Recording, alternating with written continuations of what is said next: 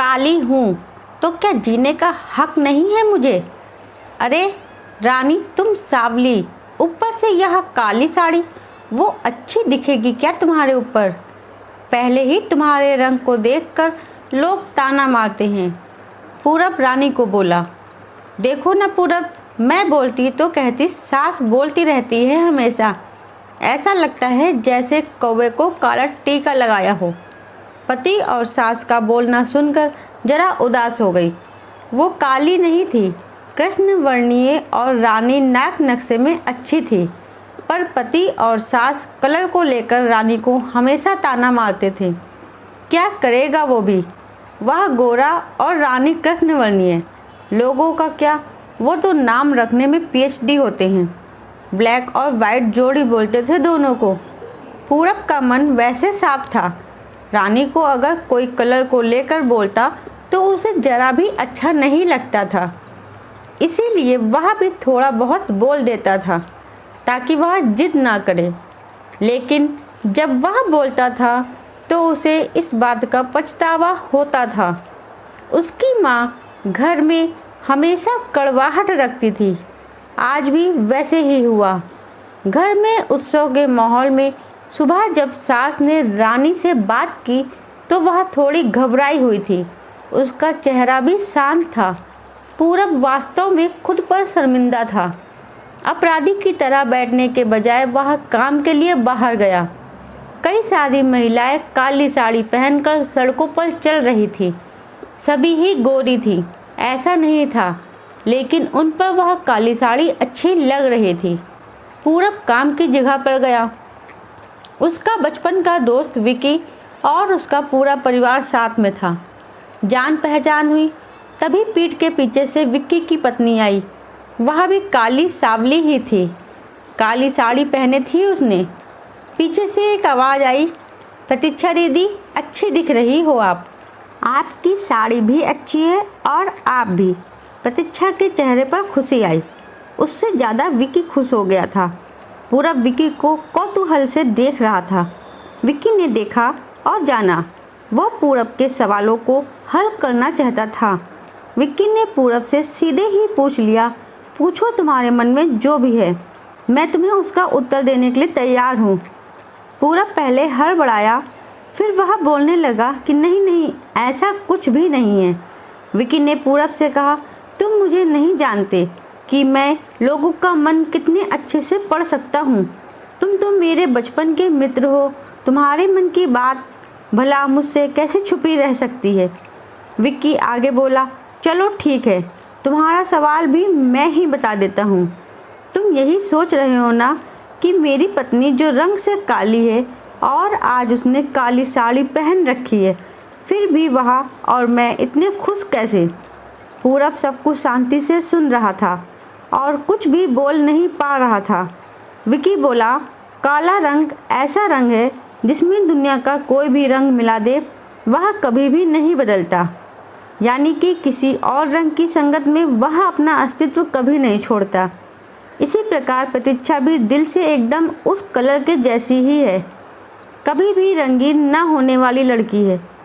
वह अपनी मर्जी से जिए, यही मुझे लगता है। मैं उसे खुश देखना चाहता हूँ। लोगों का क्या, वह तो बैठे ही हैं भला बोलने के लिए। गोरी औरत रही तो छिपकली बोलते हैं, काली होती है तो चूहा या कौवा बोलते हैं। क्या क्या नहीं बोलते लोग। ताना मारने वाले मारते रहें, हमें हमेशा खुश रहना चाहिए।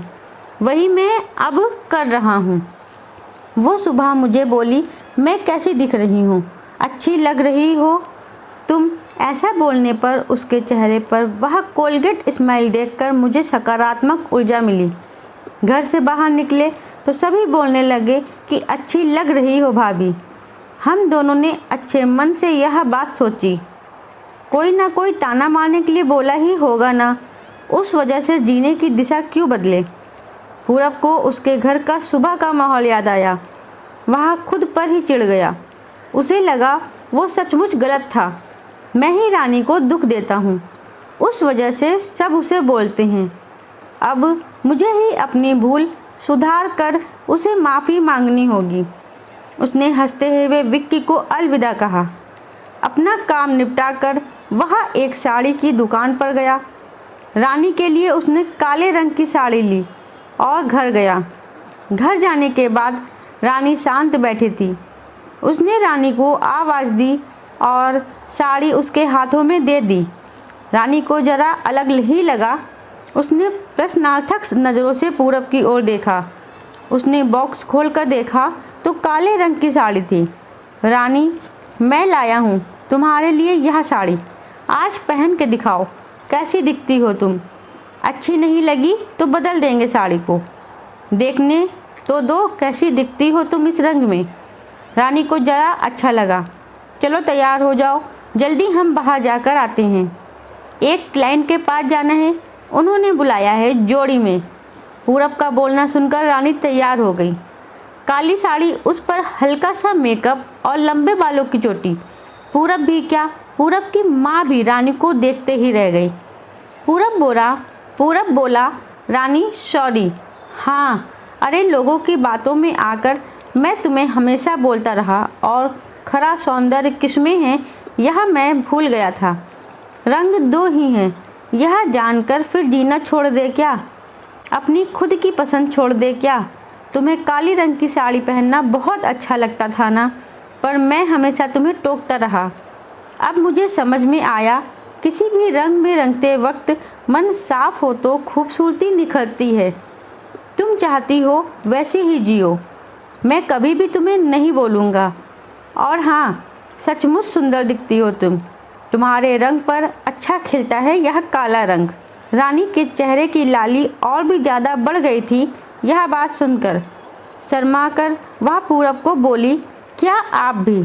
पूरब ने रानी का मुस्कुराता हुआ चेहरा देखा और उसके बदले हुए विचारों से पूरब खुश हुआ।